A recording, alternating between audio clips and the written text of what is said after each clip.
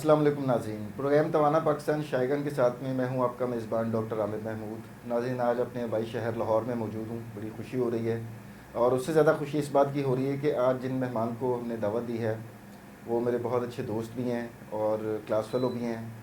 कमो बेश 35 साल की रफ़ाकत है और इस वक्त पाकिस्तान के एक मायानाज ऑर्थोपेडिक सर्जन हैं प्रोफेसर डॉक्टर फैसल मसूद साहब, जो कि हेड ऑफ़ डिपार्टमेंट हैं ऑर्थो यूनिट 2 के और चेयरमैन हैं department of orthopaedic King Edward Medical University and Mayo Hospital Lahore. Welcome to the show doctor साहब। थैंक यू आमिर भाई। और डॉक्टर साहब से आज नाज़रीन हम बात करेंगे जोड़ों के मुख्तलिफ अक़साम की जो सोजिश हो जाती है, जो बहुत कॉमन मसला है, उसके ऊपर बात करेंगे। तो सबसे पहले तो सर से हम ये पूछते हैं कि डॉक्टर साहब, अर्थराइटिस जो है ये जोड़ों की सोजिश होती क्या है? देखिए, मैं इस पर एक लाइटर मोड पे बात करूँ। किसी से पूछा गया, किसी अनमैरिड बंदे से, कि ये जोड़ों का दर्द क्या होता है। उसने कहा ये किसी मैरिड बंदे से पूछे, हम तो कुंवारे हैं। तो आर्थराइटिस बेसिकली एक ब्रॉड टर्म है। ये जोड़ों की सोजिश को किसी भी वजह से हो जाए तो उसे आर्थराइटिस कहते हैं। ठीक है। ये शॉर्ट टर्म हो सकती है, लॉन्ग टर्म हो सकती है और इसकी बहुत सारी वजूहात हैं। ठीक है। तो मुख्तलिफ अक़साम के होते हैं। तो वो अक़साम डॉक्टर साहब आपके क्लिनिकल एक्सपीरियंस में किस किस तरह के अर्थराइटिस देखने में आते हैं? देखिए, एक तो ये एज रिलेटेड है। जैसे बचपन में बहुत ज़्यादा जो आर्थराइटिस होता है वो रिएक्टिव आर्थराइटिस होता है, और एक टर्म होती है वारी का बुखार, जिसमें हम माइग्रेटरी पॉलीआर्थराल्जिया होता है, गला ख़राब होता है, और रूमेटिक फीवर इसे कहते हैं, और ये इसमें हार्ट डिजीज़ होती है और आर्थराइटिस हो जाता है। फिर यंगर एज में गाउटी आर्थराइटिस होता है यंग मेल्स में। फीमेल्स में इन्फेक्शंस की वजह से, हार्मोनल वजह से आपका आ सकता है रिएक्टिव आर्थराइटिस। और उसके अलावा फिर आ जाता है इन्फ्लेमेटरी आर्थराइटिस, जो कि जिसको हम गेंटिया कहते हैं, रोमाटाइड और दूसरे इन्फ्लेमेटरी कॉजेज़ आ जाते हैं, सोराइसिस। तो फिर आ जाती एज रिलेटेड एज के मिडल ओल्ड एज में ऑस्टियोआर्थराइटिस आ जाता है।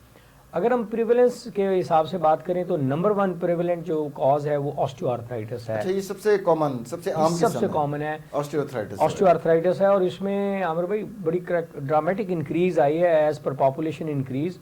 1990 में पाकिस्तान के स्टैटिस्टिक्स में तकरीबन आपके कोई 50 लाख लोगों में ऑस्टियोआर्थराइटिस है ओवरऑल पॉपुलेशन में। 1990 में 50 लाख। हाँ जी, अब ये तकरीबन 1 करोड़ से ऊपर चला गया हुआ है, और इसकी जो प्रोपोर्शन है दैट हैज़ बिन ऑलमोस्ट 30% जो है ना हमारी कोई भी डिजीज़ स्पेक्ट्रम में, उसमें ऑस्टियोआर्थराइटिस का मेजर चंक है।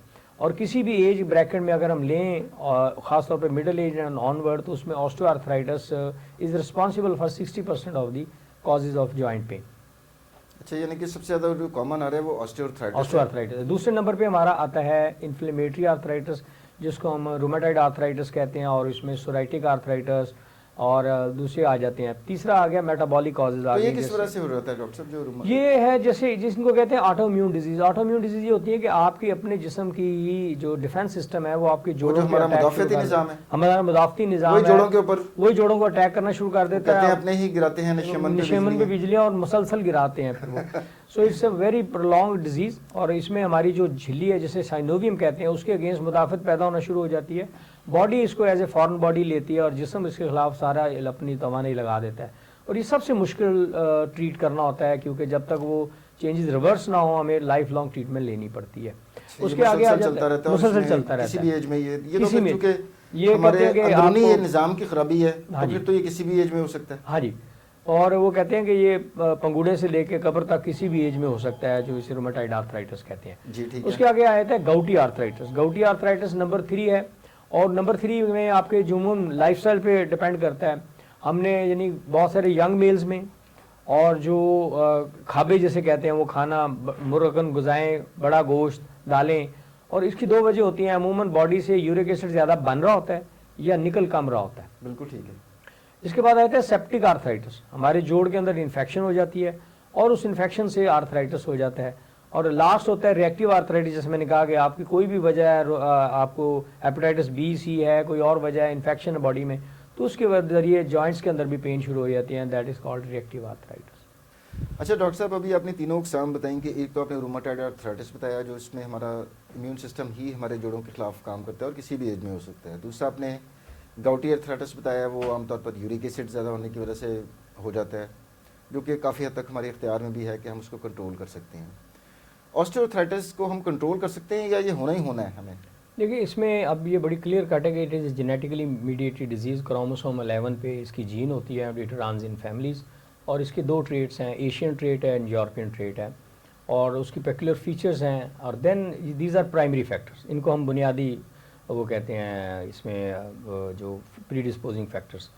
लेकिन जो सेकेंडरी फैक्टर्स हैं जिनको हम कंट्रोलेबल कह सकते हैं या मॉडिफाइबल हैं, वो है आपका बॉडी वेट, ट्रॉमा, आपका metabolic condition of the bone कैसा है, आपको ऑस्टियोमलेशिया या ऑस्टियोपोरोसिस अर्ली ऑनसेट तो नहीं हुआ, उसके बाद आपकी कोई प्रीवियस हिस्ट्री ऑफ आर्थराइटिस से नहीं हुआ मसलन अर्ली ऑनसेट ऑस्टियोआर्थराइटिस रोमेटाइड के बाद हो जाता है कि वो एक्चुअली रोमेटाइड ही होता है, लेकिन एज रिलेटेड चेंजेस उस पर ऐड ऑन हो जाती हैं, ट्रॉमा है, age related changes add on हो जाती हैं।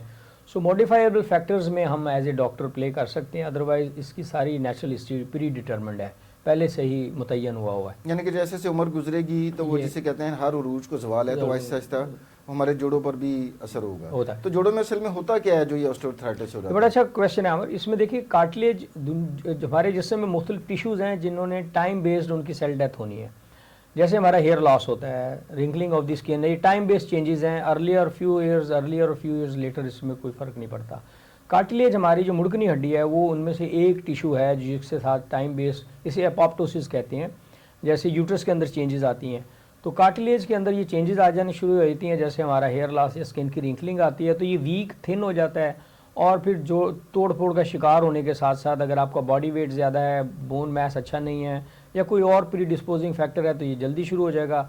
लेकिन जल्द या बदेर हर एक को आना है। तो जनरली अगर ये शुरू हो जाए तो 50s में होता है, और लेट हो तो 60, 70, 80 ईयर्स तक लोगों को देखा गया ये हो जाता है। अब हम इसके अलामात की तरफ आते हैं कि हमारे जो नाज़रीन देख रहे हैं, व्यूअर्स देख रहे हैं, उनकी नॉलेज के लिए कि किस किस तरह की अलामात इसके अंदर मरीज़ को महसूस हों, तो उसके क्वालिफाइड ऑर्थोपेडिक सर्जन से मशवरा करना चाहिए। बहुत ज़्यादा तो ये एज के हिसाब से मिडिल एज लोगों में ज़्यादा होता है, और ये इसमें पहले तो स्नैपिंग होती है, बहुत ज़्यादा आवाज़ें आती हैं, उनकी फ्रीक्वेंसी बढ़ जाती है। शुरू में माइल्ड पेन होती है, जोड़ों में से आवाज़ें आती हैं, लेकिन पर्टिकुलरली वेट बेरिंग जोड़ों में से आती हैं। एक आती पूरी बॉडी में से आती हैं, उन्हें क्रेपिटस कहते हैं, दैट वो इतने अहम नहीं है। लेकिन ऑस्टियोआर्थराइटिस से पहले जो वार्निंग सिम्टम यही होता है कि आपको आवाज़ें आती हैं, कभी कभार पेन होता है, और इसको कहते हैं इवनिंग स्टिफनेस, क्या आपको काम के बाद दर्द होता है। जबकि रूमेटाइड में आपको मॉर्निंग स्टिफनेस होती है, आपको काम करने से पहले अकड़ाव और दर्द होता है, लेकिन काम करने से ठीक हो जाता है। और इसमें उल्टा है। ओके। और वो यंगर एज में होता है, और फीमेल्स में ज़्यादा है, ये भी वैसे फीमेल्स में ज़्यादा है, लेकिन इसमें एज रिलेटेड चेंजेस आती हैं, और इवनिंग आपकी स्टिफनेस आ जाती है, यानी काम के बाद अकड़ाव और दर्द ज़्यादा हो जाती है। अच्छा, इसमें कौन कौन से जोड़ हैं जो ऑस्टियोआर्थराइटिस से सबसे पहले मुतासर होते हैं और ज़्यादा मुतासर होते हैं, वो कौन से जोड़? मेनली तो जो वेट बेरिंग जोड़ है ना हमारे, और एशियन ट्रेट और यूरोपियन ट्रेट में यही फ़र्क है। हमारे यहाँ घुटने और हाथ के जोड़ ज़्यादा इसमें मुतासर होते हैं, बाकी दोनों में स्पाइन इक्वली मुतासर होता है, मोहरे और जिस्म का कोई भी जोड़ वैसे मुतासर हो सकता है। और ये ऑस्टियोआर्थराइटिस एक बड़ी वजह है आपके बहरेपन की, जो कानों में सुनाई देना कम हो जाता है, क्योंकि वो भी साइनोवियल जॉइंट्स हैं और उनकी मूवमेंट कम हो जाती है, जो मेम्ब्रेन्स को हमारी आवाज़ सुनने के काबिल करते हैं, उनकी मूवमेंट्स की वजह से वो रिजिड हो जाती है। तो सुनाई ना देने की एक बड़ी वजह ऑस्टियोआर्थराइटिस भी हो सकता है। लेकिन मेन जो है ना वो घुटने, उसके ज़्यादातर हाथ के जोड़, यूरोपियंस में हिप्स और स्पाइन ज़्यादातर इन्वॉल्व होते हैं, लेकिन हमारे यहाँ घुटनों के जोड़, कमर और हाथों के छोटे जोड़, ये करेक्टरिस्टिकली जल्द या बदेर इकट्ठे या अलग-अलग इन्वॉल्व होना शुरू हो जाते हैं। अच्छा डॉक्टर साहब, हमारे मुल्क में विटामिन डी की डेफिशिएंसी भी, मैं एक स्टडी पढ़ रहा था, उसके मुताबिक कोई 78% पॉपुलेशन विटामिन डी डेफिशिएंट भी है। तो ये भी एड अप हो रहा होता है ऑस्टियोआर्थराइटिस में कि शायद जल्दी होना शुरू हो जाता है लोगों ये तो बहुत बड़ा टॉपिक है, और मेरे ख्याल में मुख्तलिफ जो प्रोग्राम उनके हवाले से वैसे अब बड़ी आगाही आ गई और लोगों में शऊर भी आ गया, लेकिन अभी भी बहुत सारी आवाम को इस प्रोग्राम के तवस्सुत से हम ये मैसेज दे सकते हैं कि देखिए, बोन जो है ना, आपकी bone density is like a bone bank. आपका जितना बोन बैंक रिजर्व होगा उतना ही आप ना भी काम करें तो आप आराम से बैठ के खा सकते हैं।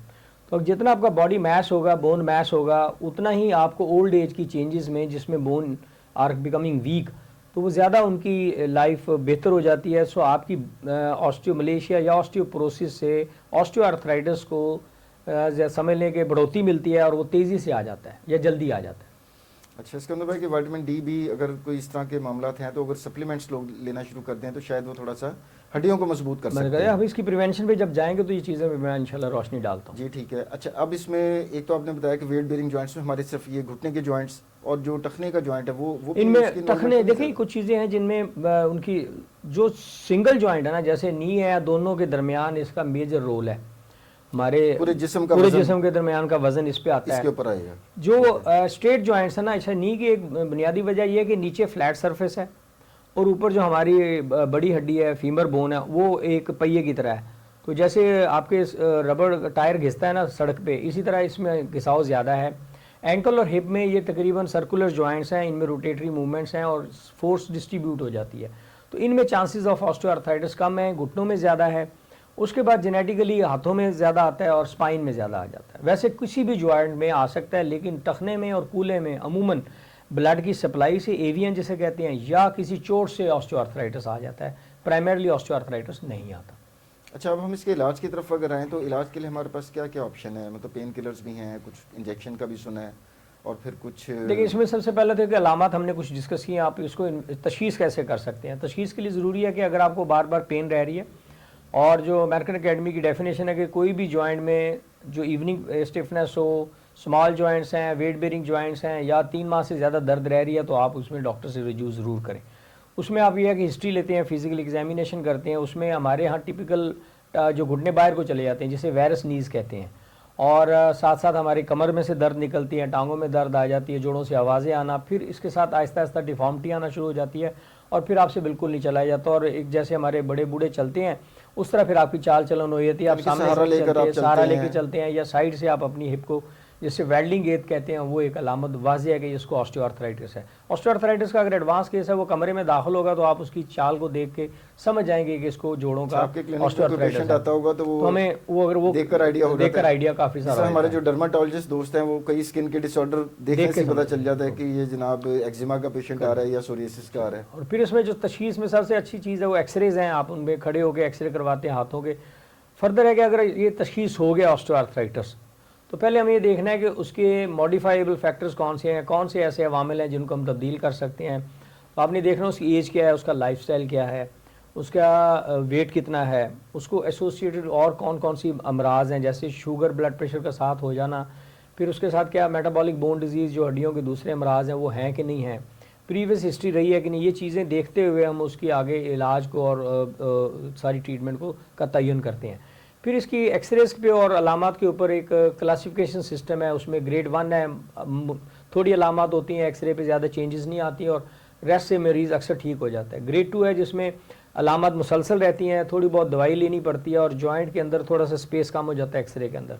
स्टेज 3 में और स्पेस कम हो जाता है, साथ चोंचें बनना शुरू हो जाती हैं, और जिस्म की एक्टिविटी कम हो जाती है। और स्टेज 4 में बिल्कुल जो है ना, वो या तो घुटने जुड़ जाते हैं, या आपसे ज़्यादा नहीं चला जाता, उनमें टेढ़ापन आ जाता है, और कंप्लीट बोन टू बोन इसे जॉइंट कहते हैं कि हड्डी के ऊपर हड्डी चढ़ी होती है। अच्छा, ये दोनों जोड़ जो हैं डॉक्टर साहब, बैक वक्त मुतासर हो रहे होते हैं या वन बाय वन, पहले एक घुटना मुतासर होगा फिर दूसरा होगा, क्या इसका मैकेनिज्म? दोनों हो सकते हैं, लेकिन जनरली चूँकि हम राइट साइड या लेफ्ट साइड जो डोमिनेंट होते हैं उसका इस्तेमाल ज़्यादा होता है, तो उस तरफ ये ज़्यादा जल्दी शुरू हो जाता है, और उसके बाद ये दूसरे घुटने में आ जाता है। लेकिन जनरली मैं लोगों से कहता हूँ कि दोनों घुटनों की एक ही उम्र है, लिहाजा दोनों में होगा, तो कुछ अरसे बाद दूसरे में भी आ सकता है। ख़ासतौर पे अगर किसी को पहले चोट लगी हुई है तो उसमें ज़रा जल्दी अलामत आ जाएंगी, और दूसरे में बदेर आ जाएंगी। तो ये जो जोड़ों के अंदर इंजेक्शन लगने होते हैं, ये किस स्टेज के ऊपर दिए जाते हैं? इसमें कितने मौसर होते हैं ये पेशेंट के? अच्छा, इसमें हमारा सबसे पहला तो ये है कि ट्रीटमेंट में अगर हम आए तशखीस के बाद, तो सबसे पहली चीज़ है कि हमने लाइफस्टाइल मॉडिफाई करवाना है। मैं लोगों से कहता हूँ कि आप बालों को रंग सकते हैं, डाई कर सकते हैं, but you can not make them black for ever. आप ये हमेशा के लिए नहीं काले हो सकते। तो ये जितनी भी चेंजेस आ रही हैं इरिवर्सिबल हैं। तो आपको बहुत ज़्यादा, मतलब जॉइंट के बारे में 2-3 चीज़ें कही जाती थी पहले। लोग कहते थे don't use them you will lose them. अच्छा, फिर कहा आगे स्टेज आ गई कि जी use them otherwise you will lose them. दोनों की एक्सट्रीम है बहुत। और मैं मज़े की बात बताऊँ, बहुत सारे लोग जो शुगर के लिए वॉक शुरू करते हैं, और वो शुगर के डॉक्टर नहीं देखते कि उसका फैमिली बैकग्राउंड क्या है, उसका अमूमन दे आर ओवरवेट, और वो घुटनों को 50 साल के बाद जब ज़्यादा चलाते हैं तो वो बहुत जल्द हमारे पास आ जाते हैं, क्योंकि कार्टिलेज की लाइफ कम हो जाती है। तो मैं उनसे कहता हूँ कि अगर मैं घुटनों के लिए आपको चीनी लिख के दूँ तो शुगर का मरीज जो डॉक्टर है ना, वो जरूर परेशान हो गया, शुगर बढ़ेगी। कहते नहीं डॉक्टर साहब, हमें तो शुगर के डॉक्टर ने कहा कि आप वॉक करें। मैंने कहा जी और भी तरीके हैं, घुटने जा। तो आप पहले ये जरूर देखें कि आपको घुटने के मसाइल पैदा हो रहे हैं, तो आप उनमें वॉक तजवीज़ ना करें। और मैं इस प्रोग्राम के तवज्जुह से ये बताना चाहता हूँ कि वॉक, मैं तो इसे एक्सरसाइज नहीं समझता इस सेंस में कि आपके ना इसमें पट्टे डेवलप होते हैं, आपके कार्टिलेज के ऊपर वेयर एंड टेयर आता है, और जब तक आप कार्डियो नहीं करते ये कोई बहुत ज़्यादा हार्ट के लिए भी बहुत अच्छी एक्सरसाइज नहीं है। हाँ, अगर आपको घुटनों का मसला नहीं, आप ज़रूर वॉक करें, लेकिन आपकी फैमिली हिस्ट्री है, आप में अलामा शुरू हो गई हैं, तो बाखुदा दूसरे भी तरीके हैं वज़न कम करने के और एक्सरसाइज करने के, जैसे स्विमिंग है, साइकिलिंग है, आप उन पे जा सकते हैं। इसमें आपका वजन नहीं बढ़ रहा, वजन नहीं बढ़ता, इनके नॉन कॉन्टैक्ट जो मोबिलिटी है वो भी बढ़ रही होती है। तो ये चीज़ है। उसके बाद आप आ जाते हैं दवाइयों में। आप इसमें दो किस्म की हैं, एनसिड्स हैं जिनको इन्फ्लेमेशन ख़त्म करते हैं। एनसिड तब देने चाहिए जब अगर अंदर स्वेलिंग है, पानी है और किसी भी फ्रिक्शन से जमा, तो तब आप एनसिड दें, वरना एनाल्जेसिक्स दें। एनाल्जेसिक्स जैसे आम ये पैरासीटामोल ग्रुप की चीज़ें हैं, इनका मैदे के ऊपर बहुत ज़्यादा इफेक्ट नहीं होता, किडनीज पे इफेक्ट नहीं होता, तो आम एनाल्जेसिक बाहर बहुत ज़्यादा टाइनोलॉल देते हैं। इसके साथ आप लाइफस्टाइल मॉडिफाई करें, एक्सरसाइज ज़रूर करें, फिजियोथेरेपी, जोड़ों की, उस घुटने की, पट्टों की एक्सरसाइज ज़रूर करें। अननेसेसरी एक्टिविटी से बचें। मैं लोगों से कहता हूँ एक सर्टेन एज के बाद जब घुटनों में से दर्द आना शुरू हो जाए तो आप नमाज और उन चीज़ों को भी ज़रा देखें। अल्लाह ताला की रज़ा के बाद आप अपनी सेहत को भी देखें, और अल्लाह ने गुंजाइश दी है कि आप बैठ के भी पढ़ लें। अच्छा, वेट कम करने के लिए इफ़ यू आर, मैं उन्हें कहता हूँ कि ऐसे ही जैसे आप अपना टेबल बेच के कुर्सी ले रहे हैं, तो you are wearing off your knees to gain health, तो आप एंड में व्हील चेयर पर आ गए तो उस हेल्थ का कोई फ़ायदा नहीं। तो अल्टरनेटिव वेज पे आपको जाना पड़ेगा, लाइफस्टाइल मॉडिफाई। अब इतना अच्छा वजन की कमी के प्रोग्राम आ गए हैं, GLP एनालॉग्स आ गए हैं, तो आपको सिर्फ इन ऐसे प्रोग्रामों के तहत आगाही देने की ज़रूरत है कि सिर्फ वॉक ही वाहद हल नहीं है। ख़ास तौर पे जब आपको दर्द शुरू हो जाए तो आप और तरीक़ों से डॉक्टर की मशावरत के बाद फिजियोथेरेपी की हेल्प से इनमें ले सकते हैं। एक और चीज़ जो हमारे लोगों में है कि वो डिवाइस नहीं लेना चाहते, वरना अगर आप एक छड़ी ले लें ना दर्द के साथ, आपके दर्द में 30 to 50% कमी हो जाती है। असल में वो छड़ी का इम्पैक्ट नफसियाती तौर पे लोग कहते हैं, ओ जी दूसरा बंदा कहेगा, मेरा क्या दोस्त कहेगा कि छड़ी लेकर वो सोशल स्टिग्मा है, वो टैबू बन जाता है ना, वो तो लोग इसमें नहीं है। वरना ये आप उस दौर में ले सकते हैं जब आपको बहुत पेन है, आपकी दर्द की दवाई की रिक्वायरमेंट कम हो जाती है, जिससे आपका मैदा और गुर्दों पे ज़्यादा इफेक्ट नहीं आता जी।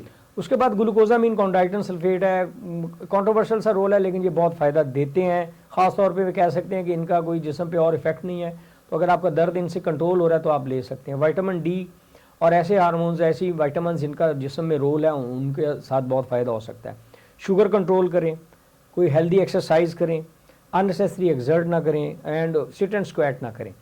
आखिरी चीज़ फिर जिस पे अब आके सारे कंसेंसस पे आएगा, वो कहते हैं use them but don't lose them. आप इस्तेमाल कीजिए, खर्च ना कीजिए। मैं लोगों से कहता हूँ कि आप अब देखिए, मैं उन्हें लोगों से कहता हूँ आप मुतहरक रहें, मुशक्क़त ना करें। एग्जैक्टली तो आप एक्टिव रहें लेकिन एक्सर्ट ना करें। मसलन सीढ़ियाँ अब एक्सर्शन है, तो आप जेंटल वॉक करें, बहुत ज़्यादा तेज़ ना करें। अगर आपको घुटनों का मसला है उससे बढ़ सकता है। अच्छा डॉक्टर साहब, PKR या आर्थ्रोप्लास्टी या जोड़ों की तब्दीली वो किस वक्त करनी होती है, जब आखिरी बिल्कुल ख़त्म हो जाए, सारे हरबे नहीं, इन बिटवीन एक और स्टेज है, उसमें यह है कि हम जोड़ों को इंजेक्शन दे सकते हैं। पहले सिर्फ स्टीरॉइड थे, लेकिन अब बहुत अच्छी ऑप्शंस आ गई हैं। जेली वाले इंजेक्शंस हैं, हाईली क्रॉस लिंक्ड उन्हें कहते हैं। उनकी लाइफ 6 महीने से 1 साल तक है, डिपेंड करता है कि आपकी जोड़ के अंदर की स्टेज कौन सी है। और शुरू की पहली और दूसरी स्टेज में तो ये बहुत फ़ायदा देते हैं। दूसरी स्टेज पे दूसरी चीज़ आप दे सकते हैं, वो है आपका PRP थेरेपी। जैसे आपकी बहुत सारी कॉस्मेटिक्स तो हमारे खून से ही बनता होगा। हाँ जी, प्लेटलेट्स लेते हैं, और प्लेटलेट्स हमारा पहला सेल है जो हमारे किसी भी जगह ज़ख़म हो तो उसकी हीलिंग में करता है। तो आप बहुत ज़्यादा अमाउंट में प्लेटलेट्स ले लें, जैसे PRP कहते हैं, और जोड़ के अंदर मुस्तनद तरीके से लगाएं, तो उनसे 2 से 3 इंजेक्शन महीने के वक्फे से आप दें, तो इतना का आपके अंदर झिल्ली बन जाती है कि आपकी दर्द रुक जाती है। तो मैंने कहता हूँ ये सब डिलेइंग टैक्टिक्स हैं, ये आपको क्योर नहीं करते। तीसरी स्टेज पे हम कैमरा डाल के जोड़ की हालत देख सकते हैं, आर्थ्रोस्कोपी कहते हैं, वॉश आउट कर सकते हैं। और अगर हमें डाउट है, कोई और वजह है, बायोप्सी लेनी है, अगर हमने उसको शेव करना है, डीजेनरेटिव मेनिस्कस है जो झिल्ली में आपके अंदर कोई क्रैक्स आ जाते हैं, तो उनको आप रिपेयर या हील कर सकते हैं। और एंड में फिर हमारे पास एक ही चीज़ रह जाती है, वो है सर्जरी, जॉइंट रिप्लेसमेंट। तो वो डॉक्टर साहब बहुत मुश्किल और लंबा ऑपरेशन होता है, या अब आजकल टेक्नोलॉजी की वजह से ये भी आसान सा ऑपरेशन? अब तो देखें, मैं लोग से कहता हूँ जिस तरह जूं पहले एनेस्थीसिया में बेहतरी आई, पहले बहुत ज़्यादा मोर्टेलिटी थी, अब ये 97% सेफ़ है। फिर मेजर सर्जरीज़ में हमारे ब्रेक थ्रू आया। अब TKR तो कई जगहों पे वो डे केयर सर्जरी के तौर पे करते हैं। यानी कि सुबह पेशेंट आया, उसको अगर डलवाया और शाम तक पेन कंट्रोल और नर्सिंग केयर के साथ आप उसे घर भेज सकते हैं। नहीं है तो 1-2 दिन रख के आप भेज सकते हैं। और उसके साथ अब रोबोटिक सर्जरी आ गई है, नेविगेशन सर्जरी आ गई है, जिससे हमारी पर्सियन या जो हमारी बिल्कुल उसकी जो एक्यूरेसी है वो बहुत अच्छी हो गई है। और उन जोड़ों की लाइफ जो पहले 10 से 15 साल थी, अब 15 से 20 साल तक चली गई है। और उन जोड़ों की तब्दीली को बहुत अच्छे रिजल्ट्स के साथ अब हम लोगों को रिकमेंड करते हैं। तो ये दोनों घुटनों के जोड़ एक दफ़े बदले जाते हैं या वन बाय वन, क्या तरीका? पहला तो ये कि आपकी स्टेज कौन सी स्टेज पे डिजीज़ है। अगर दोनों की एक जैसी स्टेज है तो हम लोगों से कहता हूँ कि आप दोनों इकट्ठे भी बदलवा सकते हैं। उसमें आपका हॉस्पिटल एक्सपेंस बच जाता है। आपने एक ही अमल के लिए 2 बार दाखिल होना है, आपके हॉस्पिटल चार्जेस भी वही पड़ेंगे, एनेस्थीसिया भी वही पड़ेगा, सिर्फ आपको पुर्जे का खर्चा डिफरेंट पड़ता है। तो आपको ये जोड़ है वही सिर्फ खरीदना वही खरीदना पड़ता है, तो आपको कॉस्ट इफेक्टिव हो जाता है और जिस्म को बार बार उस पेनफुल एक्सपीरियंस से नहीं गुजरना पड़ता। लेकिन शर्त है कि आपका कार्डियक जो है ना स्टेटस इस काबिल हो कि वो दोनों ऑपरेशन को, ब्लड प्रेशर और दिल इतना स्ट्रांग हो, वरना आप इसको 1 बाय 1 कर लें। अगर आपको बहुत ज़्यादा पेन नहीं है तो मैं लोगों से कहता हूँ आप एक बदलवा लें, 3 महीने बाद दूसरा बदलवाएं, तो आपको दोनों में आपको व्हील चेयर पर नहीं आते, आप चलते रहते हैं थोड़े बहुत तकलीफ के साथ। फिर एक और जो बेहतरी आई है वो है एपिड्यूरल एनाल्जेसिया और पीसीआई, पेशेंट कंट्रोल एनाल्जेसिया आ गया है। पीसीए के साथ अब हमारा जो लोगों में है ना वो इसे कहते हैं पेनलेस टोटली, बगैर दर्द के जोड़ की तब्दीली, तो वो लोगों में बहुत मकबूल हो रही है। और फिर बीच में एक दौर आया था नमाजी गोडों का, हाई फ्लैक्स नीज कहते थे, लेकिन उनकी लाइफ कम होती है। अल्लाह ताला आगे फर्दर तहकीक होगी तो इस तरह और बेहतर जोड़ आ जाएंगे इंशाल्लाह। इख्तिताम की तरफ बढ़ रहे हैं और मैं चाहूँगा कि आज का जो हमारा मौजू था ऑस्टियोआर्थराइटिस, उस हवाले से जो हमारे अवामुन्नास हैं उनको इसकी प्रिवेंशन और इसकी मैनेजमेंट के ऊपर टेक होम मैसेज आप क्या देना चाहेंगे? लेकिन मैं ये कहूँगा कि जोड़ों का ख्याल आप अपनी जवानी से रखें, अपने बोन मैस को डेवलप करें, सेहतमंद तरीका ज़िंदगी अपनाएं और ज़िंदा रहने के लिए खाएं, खाने के लिए ज़िंदा ना रहें। अपने जिस्म के हिस्से के लिए ज़रूरी है कि आप इसमें 15 मिनट से आधा घंटे की कोई मुनासिब एक्सरसाइज करें, फिजियोथेरेपी की हेल्प ले लें, उसके बाद अपना गाय बगाए मुआयना करवाएं, अपने जितने भी रिस्क फैक्टर्स हैं उनको कंट्रोल रखें। अगर शुगर आ गई है तो उसे आँख ना चुराएं, ब्लड प्रेशर है तो उसको देखें, मोटापे को जितने, एक मोटापा 100 से आपा, आप इसको जितनी जल्दी पकड़ लेंगे आपके बाकी मसाइल हैं। और इसके साथ साथ वक्त के साथ कुछ फिजियोथेरेपी की रहनुमाई से विटामिन डी, मेडिसिन के कंट्रोल और मेडिसिन के साथ हम अपनी जोड़ों की उम्र को बढ़ा सकते हैं। और आखिर में मैं लोगों से कहता हूँ कि आप डॉक्टर से खौफजदा ना हो, मेडिसिन से खौफजदा ना हो, ये आपको मारने के लिए नहीं है, ये आपको बचाने के लिए है। हाँ, कोई पेचीदगी आती है, जैसे बहुत सारे लोगों में ये मिथ होती है कि टोटल नहीं और ये बहुत बड़ी सर्जरी है, लोग व्हील चेयर पर आ जाते हैं, ये हो जाते हैं, ऐसा नहीं है। अब ये 97% इसका सक्सेस रेट है और लोगों को अल्लाह ताला बहुत अच्छी सेहत देता है इस सर्जरी के बाद। नाज़रीन, आखिर में मैं प्रोफेसर डॉक्टर फैसल मसूद का शुक्रिया अदा करना चाहूँगा कि आज इतने टाइट स्केड्यूल के बावजूद इन्होंने वक्त निकाला इस प्रोग्राम के लिए। उम्मीद करता हूँ आपको आज की एपिसोड पसंद आई होगी। अगले प्रोग्राम तक के लिए डॉक्टर आमिर को इजाज़त दीजिए। अल्लाह हाफ़िज़।